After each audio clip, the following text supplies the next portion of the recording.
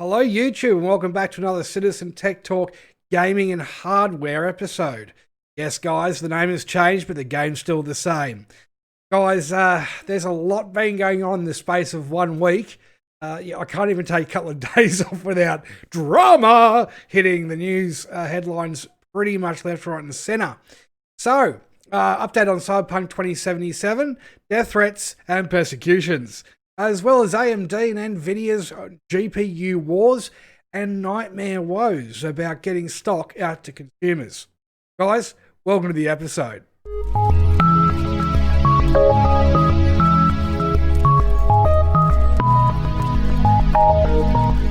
Alright guys, let's just get to the crux of it. Guys, recently there's been a bit of a brouhaha in relation to Cyberpunk 2077. Let's get started with Cyberpunk 2077 and what's been happening in the last week.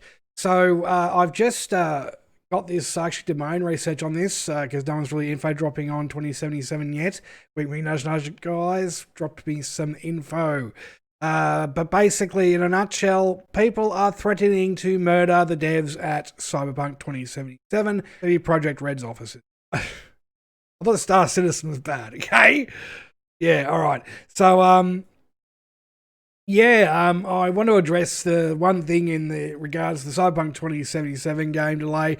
I understand that you're feeling angry, disappointed, and you want to voice your opinion about it. However, sending death threats into the developers is absolutely unacceptable and just wrong. We are people just like you. Yeah.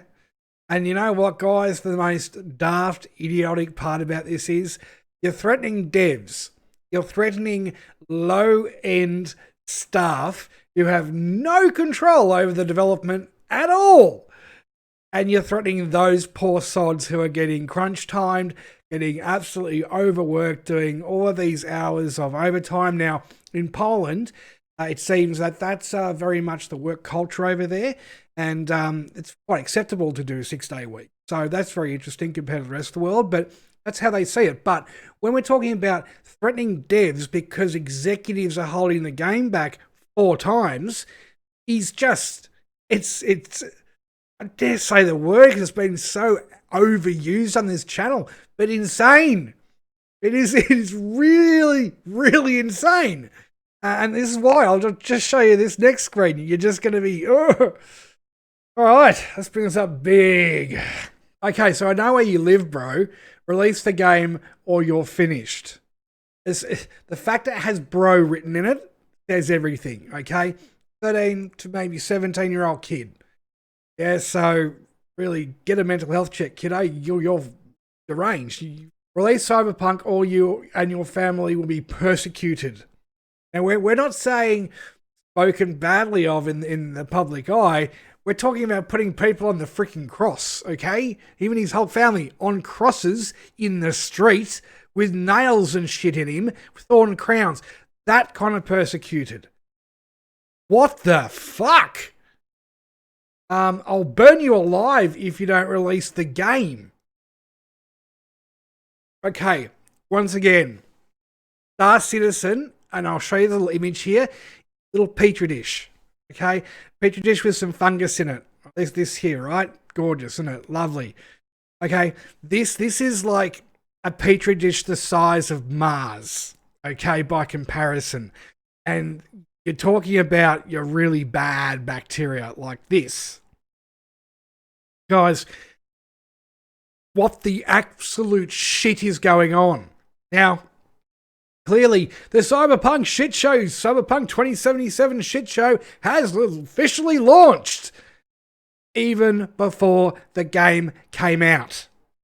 So I put that Reddit together, and please visit the Reddit, guys. Put some stuff in there. Start using it, because clearly it's going to be a very, very busy Reddit very soon. The fact this is happening in before the release, one, of a single player game. Okay. 2, there is a multiplayer edition, DLC, add-on, whatever you want to call it, coming after this. 3, it's getting launched before the end of the year anyway, before Christmas time. You'll get your copy, kids. What is going on? Are we such a lazy, over-relaxed society that now allows this kind of behavior in people's homes and on the internet? Don't the politicians have some form of legal responsibility or ethical responsibility to go, hey, we can't really control what goes on in your home, but we can certainly control what goes on the internet in relation to this kind of stuff. They're federal offences. They are death threats. Yeah, and I don't care if a kid sent them or not. We need to lower this legal age for these kids to go to jail, because look, who writes that about a computer game? Come on! Ladies and gentlemen, the Cyberpunk 2077 shit show has begun, and I can only see it getting much worse from here in. Now, I want to mainly report on the technical side of it, and, you know, the hardware side of it, your requirements, whether you should get a 6900 XT or a 3090 or a 6800 XT, you know, and a 3080. I'm thinking, to be honest with you guys, the 3080 or the 6800 XT are going to be the sweet spot if you can afford those cards. If not, 6800 non-XT is a clear and simple choice over the 3070. The 3070 is just garbage this time. So the 2070 was good. The 3070 with the 6800 existing, forget about it. Buy the 6800, that's just a solid statement from me, and a solid statement you will not regret. I know if you're on NVIDIA like I am, it's going to be hard to transition back to AMD after so long and using their clunky software, but supposedly the new 2020 Adrenaline drivers are a lot more user-friendly and a lot more powerful. You can actually do stuff to make, you know, the card do what you want it to without the need of MSI Afterburner like we do with NVIDIA cards already. Guys, there needs to be something. You know, I put my own thing in here yesterday because it has to be spoken about. It has to be dealt with.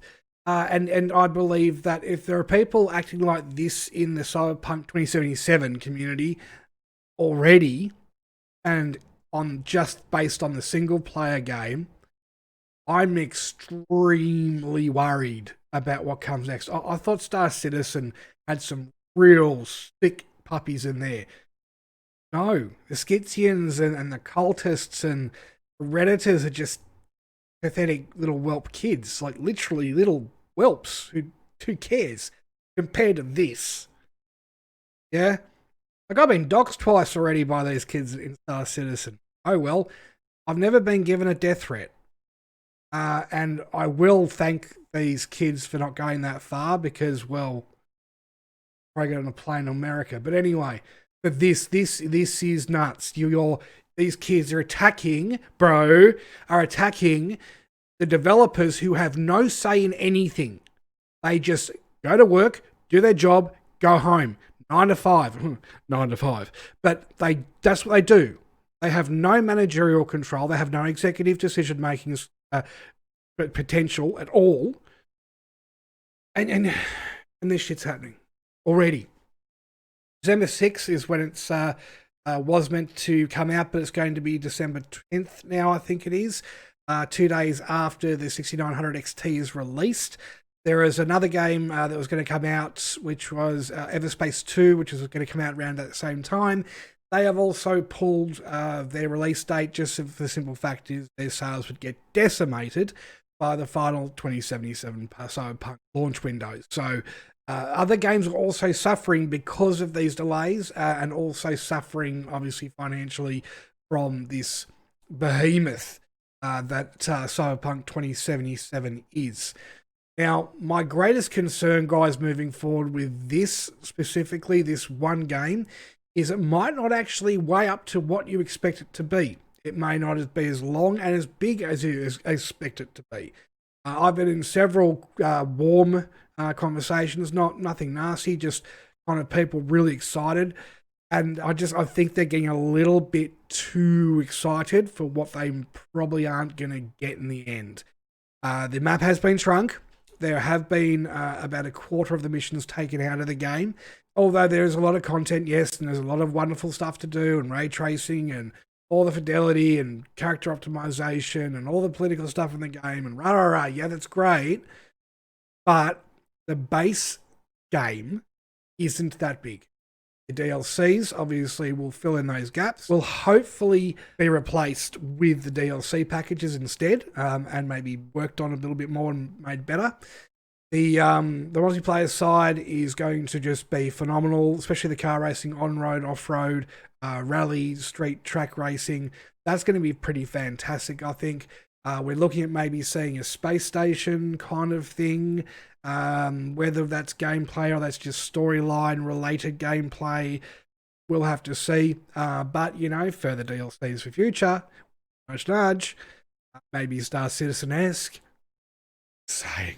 But yeah, look, threatening people at any stage over the internet is probably the most gutless, piss-poor attempt at being a human being possible. You then have now put yourselves below the Scythians. Okay? That is a title which I didn't think was possible to achieve. But shit, you have. Right? It's Redditors and Scythians kind of sharing that same level of retardation, right? But then you're down just below them. Now, I'm going to think of a title over the next couple of weeks for your species, but it's going to take me some time to work out how I could... Yeah! Wow! Guys, please feedback in the comments of what you think of all of this. Yes, I appreciate 4 delays and people are getting frustrated and angry. Geez, honey, if they'd followed the Star Citizen development to date. I'm sorry, but I had to add that little jab in there. Guys, let's move forward anyway. I'm just going to take us through to now the tech side of the video. I wrapped these two in together because there's not that much to talk about Cyberpunk at the moment, obviously, because we're still waiting. Proof, facts, and evidence. Need to get them before I can talk about the actual proof, facts, and evidence of the game. Technical issues as well as any other bugs and so on. So here we go. Alrighty guys, just so to start off in the boring part of the tech side of things on this video, AMD are looking at taking on or acquiring a company called Xilinx. Xilinx are really the big data guys of town, taking on, you know, the likes of NVIDIA as well as Intel in the big data center environments. These guys are a wing of AMD that has been missing for a very long time. And looks like AMD have thrown their hat in the ring and gone, right, well, we'll buy you up and incorporate you into our business structure.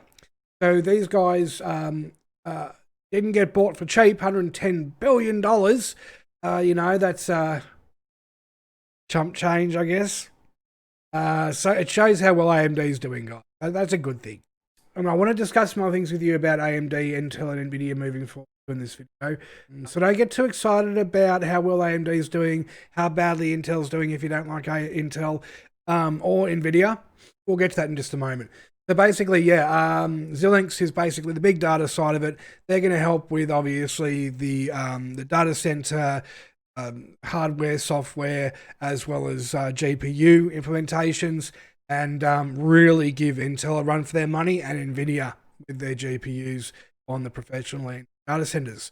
So that's some pretty exciting news in relation to that. That means there's going to be more competition in not just processors between the Xeons and the Rome Epic processors, but actual GPUs, big data, software, and all of that as well from all companies involved in the industry. And that's something that needs to happen to force prices down for businesses, to force down the cost of web hosting as well as server hosting for games, as well as just a litany of other financial savings that can be had by business worldwide and help cut the running costs down quite marginally compared to what they're probably running at their financials out right now. So all good news for us as consumers as well. Now, let's get on to the sad side of the fence to start with our mates at NVIDIA. So NVIDIA, Jensen said, you know, we're going to be still having some supply issues until the early months, January, February, maybe March of 2021 at this stage for the 3080 and the 3090.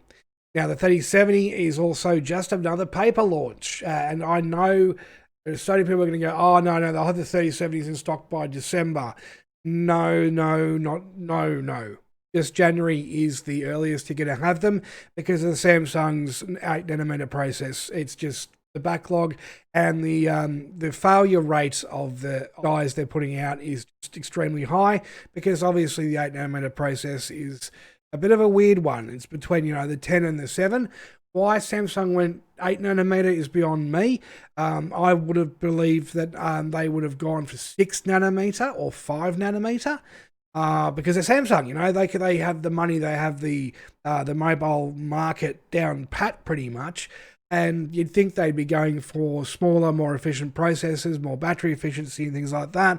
Obviously, more power graphics through ARM, but no, they're going 8nm, so it's a bit stupid. But you look at Intel and NVIDIA's behaviour of recent, there's something going, senility. In the big business end of town where you're getting all these executives maybe getting early onset dementia or something because, wow, they're making some pretty massive mistakes in the top positions. So, and Roger Kaduri is still at Intel. Case rested. Okay, so in a nutshell, the 3090 and the 3080 will not be available till early next year, first quarter. Love how they put a big fingerprint on the picture there on the card because, they can't hold it by the sides. Who is this? This is The Verge. I would expect, right? How to build a computer. Yeah, so looks like you are really tough out of luck for getting anything NVIDIA until early next year. There is, on the other hand, AMD's new release. They're promising cards by November. I think it's the 15th of November for the 6800 XT, as well as the 8th of December, as I said before, for the 6900 XT to be available on shelves. Whether we're going to get them or not, who knows? Maybe the bots will come in and do the NVIDIA thing all over again, and no one would have learnt because the retailers are just a little bit retarded. And that goes for all retailers who got caught up in this, how they didn't put mitigation strategies in the first place. One card per customer, dumbasses. Anyway, these are some of the benchmarks that the 6900 and 6800 XT are putting out. Now, I'm not going to be all stupid about it. 4K Ultra, DX11, and doesn't give you the chance to use DX12, but let's just go through them quickly. Borderlands 3. You've got the 6800 XT's matched the 3090, guys. You have Call of Duty. 100 XT is still winning out. Division 2, that is an NVIDIA title. We already know that. Doom Eternal. I did expect with working with AMD so well in the past with the Vulkan engine, that the Vulkan engine would have really given the 6900 XT a massive boost and also put the 6800 XT up there. But no, they didn't give us an option here either for DX11, so that might actually come a bit closer. 3090 wins out. Forza, yep, it's a racing game, who cares? If you're a full racer and you've got a full harness set, you don't even need to look at these numbers, So, Gears 5. Wow. Now, if we were looking at the 5700 XT against the 3060, was it? No, the 2080 back in the day, or the 2070 even, it was getting chomped by their graphics cards, the second gen RTX cards, first gen RTX cards, 2000 series. We're getting chomped by NVIDIA. And yeah, Resident Evil 3, that's another NVIDIA title. Still, the fact that 6900 XT is that close, and this is a few frames.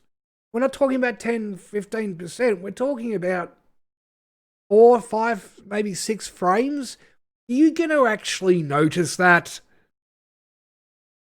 No, is the answer, guys. And if you do, well, get off your high horse, because the human eye can't see above, it's like 100 frames anyway, or 60 frames, and the rest is emulated. But anyway, yep, and it's always, and on the tails, on the toes. Now, this is with these cards from AMD running at stock values. where, as we know, the NVIDIA cards are already balls to the wall. You might get 10, 15, 20 megahertz out of it, and then you're getting instability issues. They're pretty much unable to overclock them because that's the architecture they've made. I don't think the architecture was put together properly. I think it was rushed. I think it was a big problem with it. If you can't push the chip above 2K megahertz, where my 1080 Ti hits 2063, and when it's really cold weather, 2073. My son's 1080, right? That's also the Zotac Amp Extreme. That hits 1888 megahertz. Yeah, the beast for a 1080. I think I got a better card, but not as good clocks. I was shocked. 1073, 1888 all day long. Holy crap! So guys, look, it seems that for price, performance, 4K, you really got to make one decision for yourself, one way or the other. Do I stay with NVIDIA because I'm an NVIDIA person?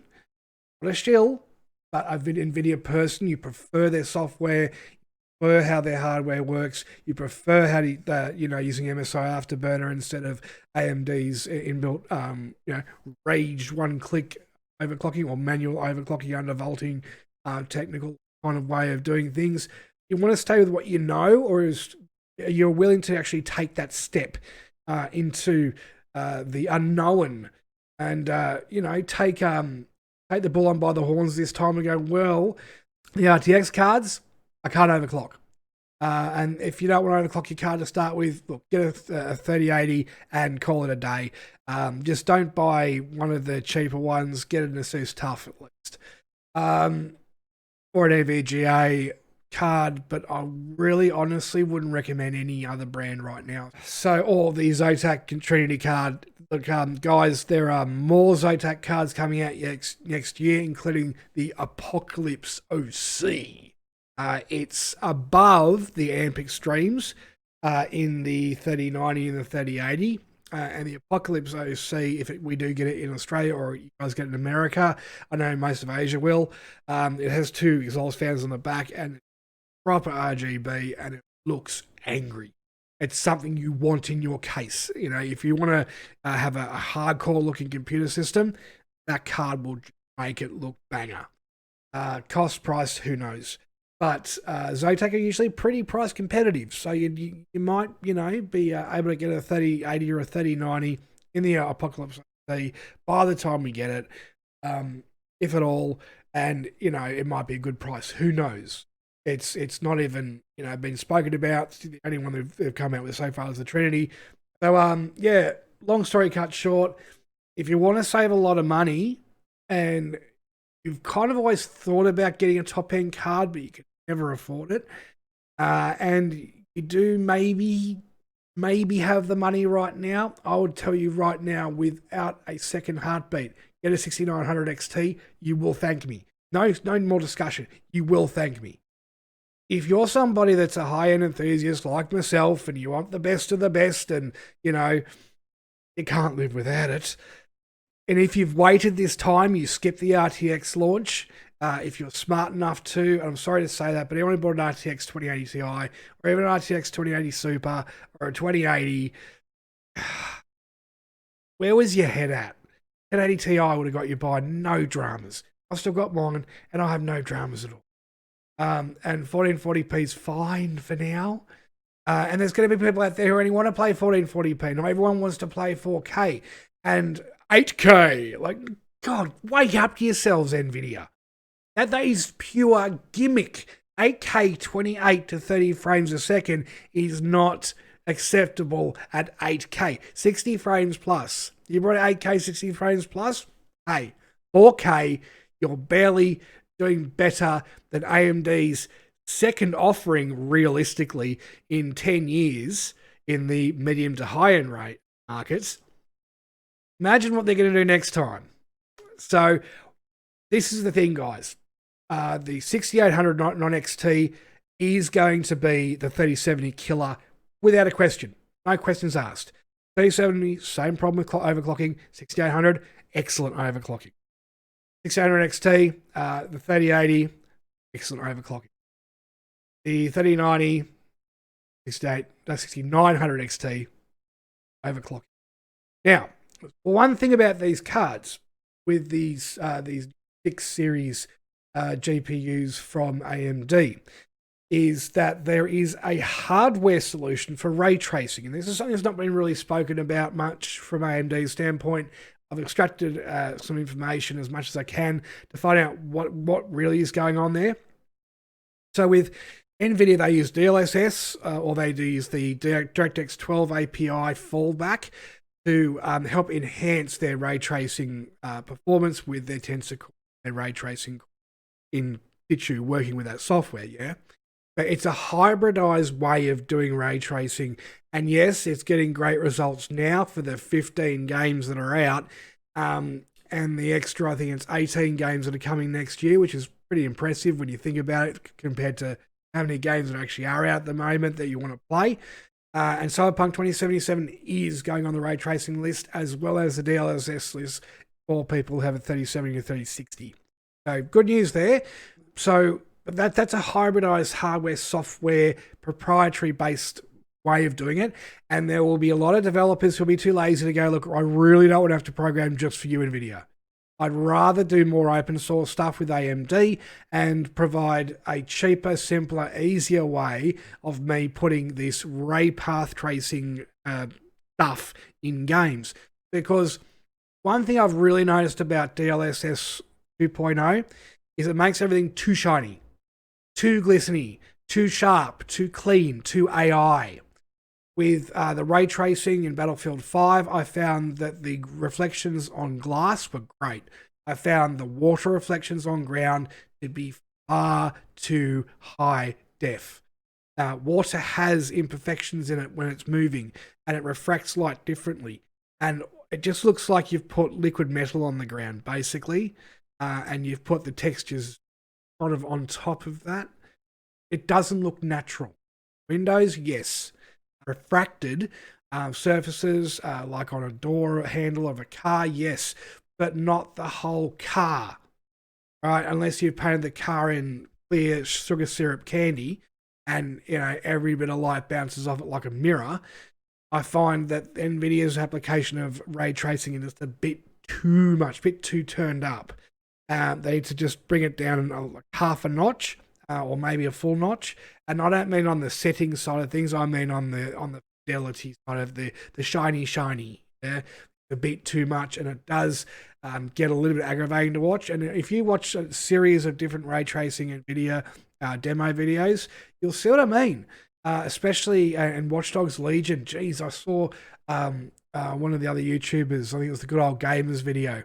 And he had it up and he was showing Watch Dogs Legions, and the car was just stupid shiny. It's like they put 35 coats of wax on it and then polished it to a mega high sheen.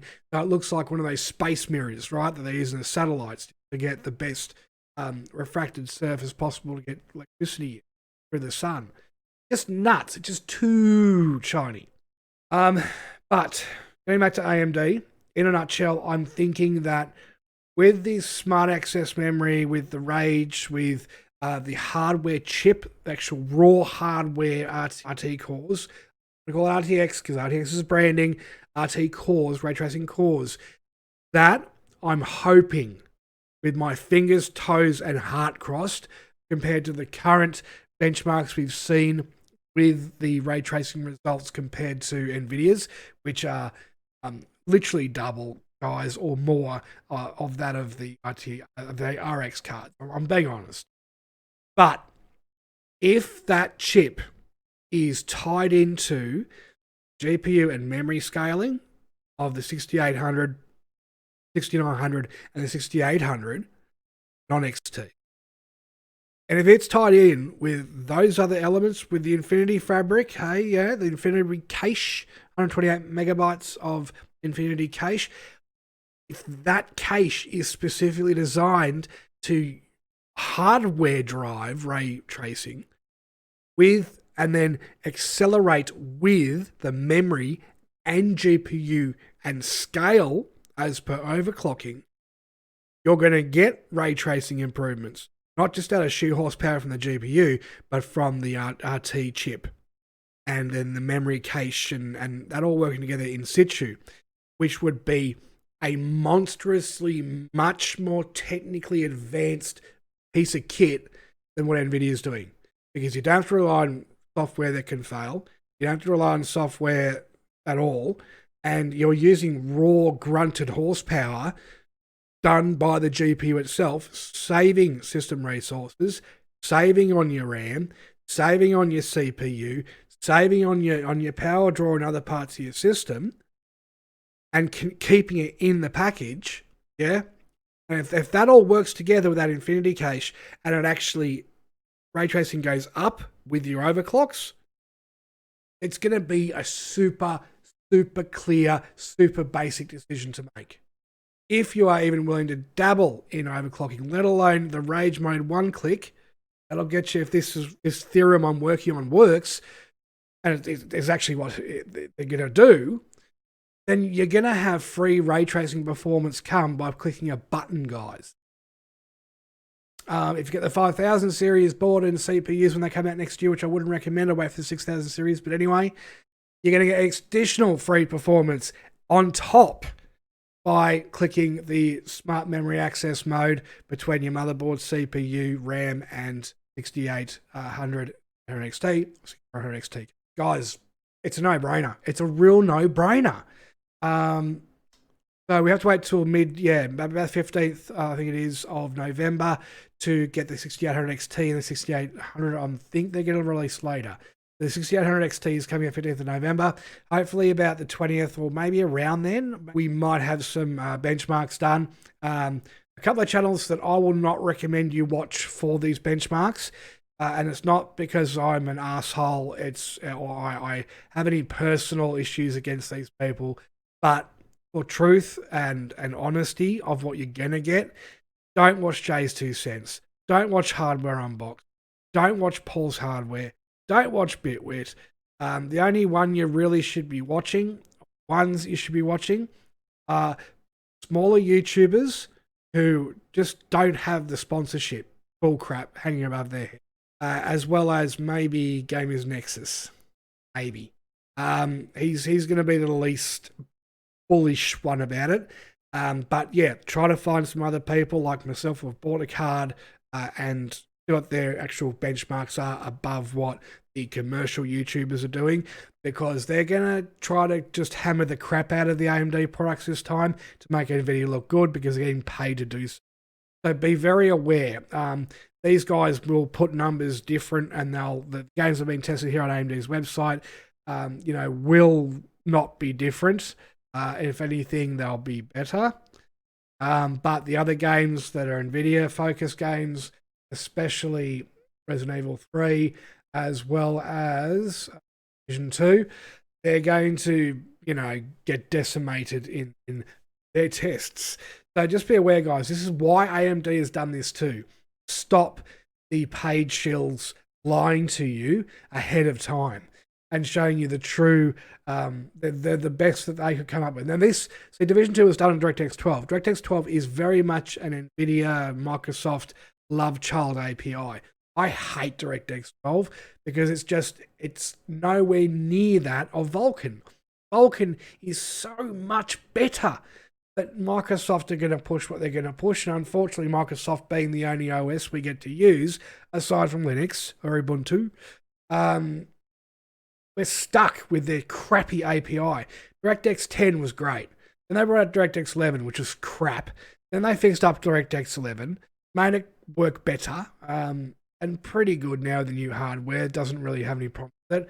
They introduced, DX12 and DX12 Ultimate, and it's garbage. It's absolute garbage. It's nowhere near the metal. It's all software layered, and it just causes so many problems for games, including current games that are out, including Shadow of the Tomb Raider. You run Shadow of the Tomb Raider in DirectX 12, you're getting at terrible numbers and terrible lockups and frame drops and things like that. You go to DirectX 11, perfect. And you get more frames. And that's at high resolutions as well. DirectX is just 12 is just a waste of time. And it's something that Microsoft's doing just because they can. You don't have to use it. And most developers will be staying with DirectX 11 or Vulkan anyway. So that's something to look forward to as well, guys, is pretty much industry itself going DirectX 12. Forget about it. And that's also going to hit NVIDIA in the soft spots as well, because this is where NVIDIA is really thriving because of their work that fell very closely on DirectX 12 titles. But most developers hate DirectX 12 as well, and they're sticking to DirectX 11 for quite a while to come. So you'll probably see more DirectX 11 related stuff favoring the AMD cards moving forward, and these little kind of first one-offs are going to be that. It's going to show NVIDIA had a chance, but they got two in with Microsoft and DirectX 12, where none of the developers are willing to design games on DirectX 12 because it's just a nightmare API to work with.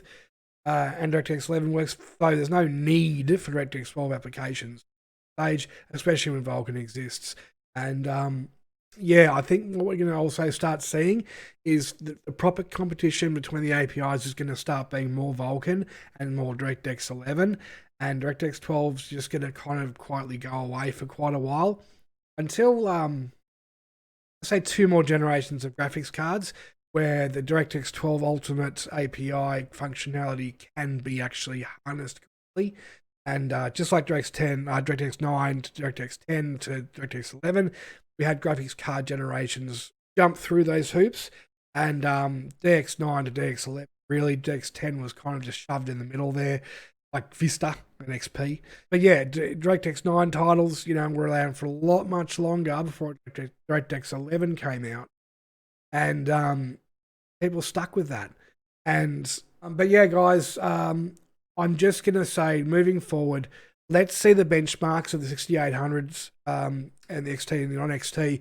Let's see if the onboard ray tracing module scales with overclocking and RAM to get you more RT frames. Fingers crossed. We'll keep up on this, keep up on the updates. If you're interested in more Cyberpunk 2077 information, anything coming up about IT, anything kind of from here in that you want to talk about and you want me to do some research and discovery for you, no matter what it is, aside from obviously things that are illegal, I will happily do some research for you and get to the crux of it and talk about it with you guys publicly. Anyway, guys, look, there's really not much else to talk about at this stage. Next couple of weeks, different story. Quite a bit to talk about. Cyberpunk 2077 dramas. Look, the Reddit's there. Start using it. The shit show's begun, guys, and there's nothing we're going to be able to stop it at this stage. It's just going to get worse from here in, unless there's a miracle backflip and just stops. And I hope to God it does, because threatening people with persecution on the cross, holy shit! Come on, and bro, your kids, stop it. Anyway, guys, as per usual and as per always, peace out. Cheers.